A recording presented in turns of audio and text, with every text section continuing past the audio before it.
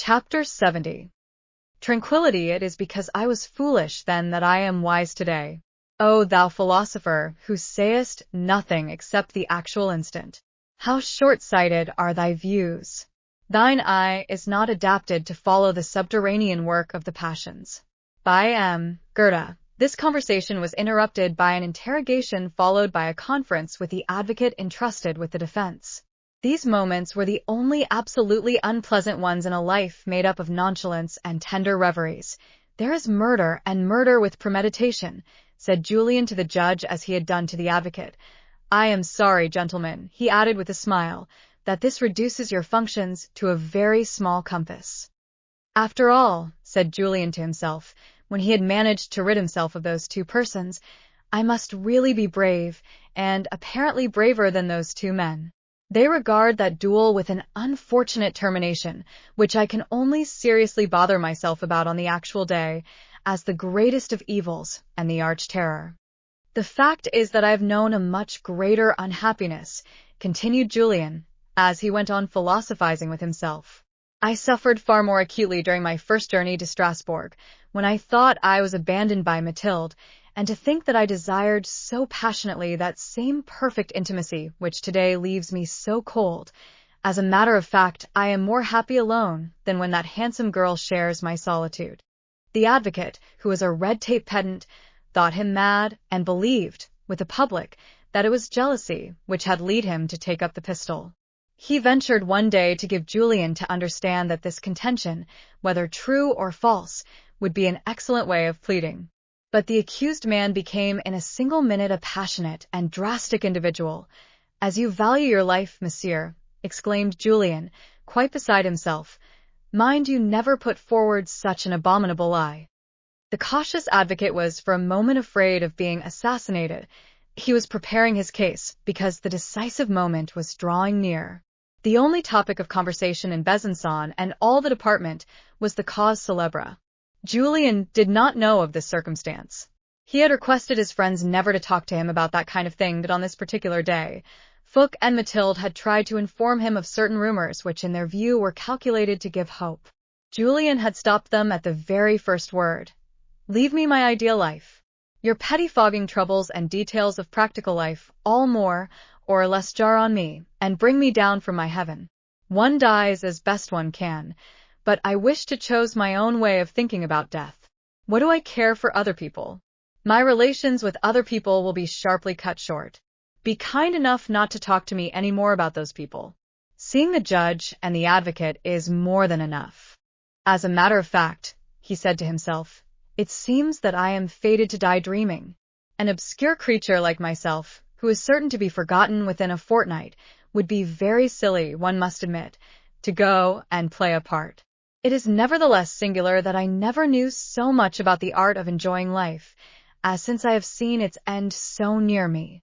He passed his last day in promenading upon the narrow terrace at the top of the turret, smoking some excellent cigars which Mathilde had fetched from Holland by a courier. He had no suspicion that his appearance was weighted for each day by all the telescopes in the town. His thoughts were at Vergy.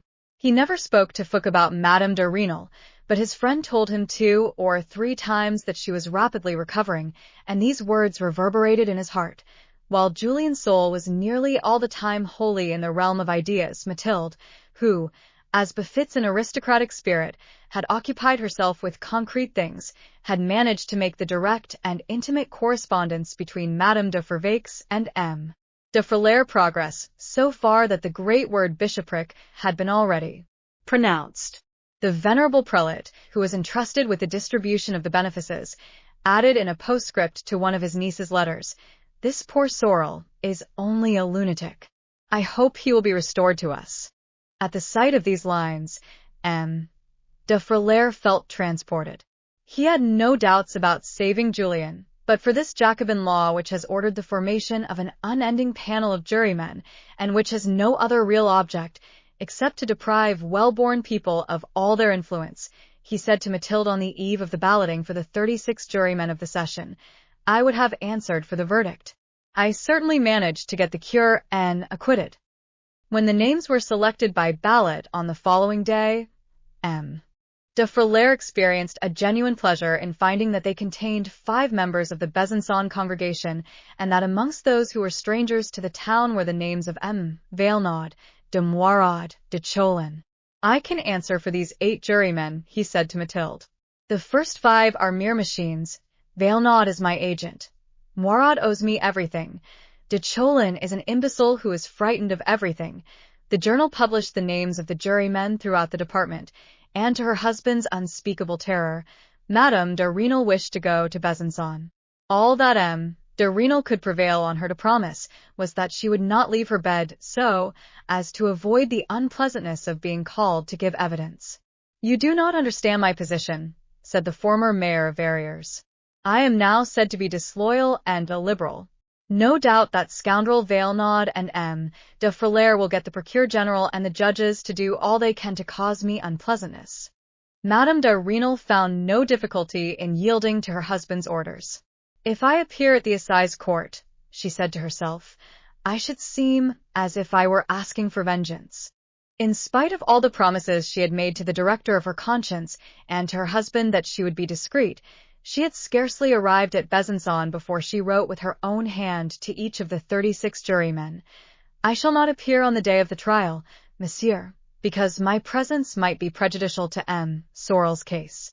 I only desire one thing in the world, and that I desire passionately, for him to be saved.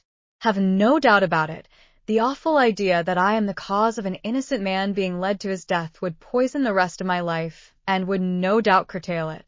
How can you condemn him to death, while I continue to live? No, there is no doubt about it. Society has no right to take away a man's life, and above all, the life of a being like Julien Sorel. Everyone at Verrières knew that there were moments when he was quite distracted. This poor young man has some powerful enemies, but even among his enemies, and how many has he not got? Who is there who casts any doubt on his admirable talents and his deep knowledge? The man whom you are going to try, monsieur, is not an ordinary person. For a period of nearly 18 months, we all knew him as a devout and well-behaved student. 2 or 3 times in the year, he was seized by fits of melancholy that went to the point of distraction. The whole town of Verrières, all our neighbors at Vergy, where we live in the fine weather, my whole family, and monsieur the sub-prefect himself will render justice to his exemplary piety. He knows all the Holy Bible by heart. Would a blasphemer have spent years of study in learning the sacred book? My sons will have the honor of presenting you with this letter. They are children. Be good enough to question them, monsieur. They will give you all the details concerning this poor young man which are necessary to convince you of how barbarous it would be to condemn him. Far from revenging me, you would be putting me to death. What can his enemies argue against this? The wound, which was the result of one of those moments of madness, which my children themselves used to remark in their tutor, is so little dangerous that in less than 2 months it has allowed me to take the post from Verrières to Besançon. If I learn, monsieur, that you show the slightest hesitation in releasing so innocent a person from the barbarity of the law, I will leave my bed, where I am only kept by my husband's express orders, and I will go and throw myself at your feet. Bring in a verdict, monsieur, that the premeditation has not been made out, and you will not have an innocent man's blood on your head, etc.